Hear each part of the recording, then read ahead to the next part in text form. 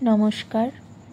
আজ আমরা জানব ভগবান শ্রী রামকৃষ্ণদেবের পিতা ক্ষুদিরামের সৌভাগ্য। কামারপুকুরে আসার পর প্রায় 20 বছর হয়ে গিয়েছে। ক্ষুদিরামের বড় ছেলে রামকুমার ততদিনে সংস্কৃত শিখে স্মৃতির পণ্ডিত হয়েছেন, কিছু কিছু রোজগারও করছেন। ক্ষুদিরাম নিশ্চিন্ত হয়ে আর একবার তীর্থ করতে বেরোলেন। আগেরবারে রামেশ্বর গিয়েছিলেন, এবার গেলেন গয়ায়।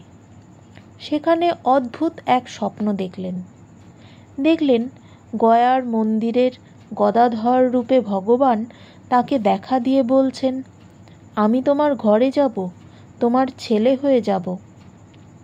ভগবান সন্তান হয়ে ঘরে আসবেন, ভক্তের কাছে কত বড় সৌভাগ্যের বিষয়। কজনের আর এ মহা সৌভাগ্য হয়েছে আজ পর্যন্ত। কিন্তু ক্ষুদিরাম ভগবানকে খুব ভালোবাসতেন তো, তাই নিজের সৌভাগ্যের কথা ভাবলেনই না।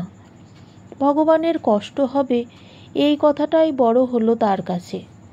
তাই বললেন, আমার ঘরে এলে তোমার যে কষ্ট হবে ঠাকুর। আমি যে গরিব, তোমাকে ভালোভাবে খাওয়াতে পড়াতে পারবো না। নারায়ণ কিন্তু হেসে বললেন, আমি যাব তোমার ছেলে হয়ে, তুমি যা খাওয়াবে, যেমন রাখবে, তাতেই আমি খুশি থাকব। আনন্দে ক্ষুদিরামের চোখে জল এলো।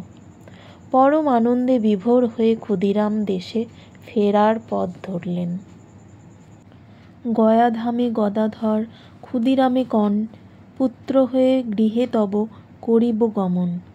দরিদ্র বলিয়া কিছু ভাবিবার নাই, যাহা দিবে মহানন্দে খাবো আমি তাই।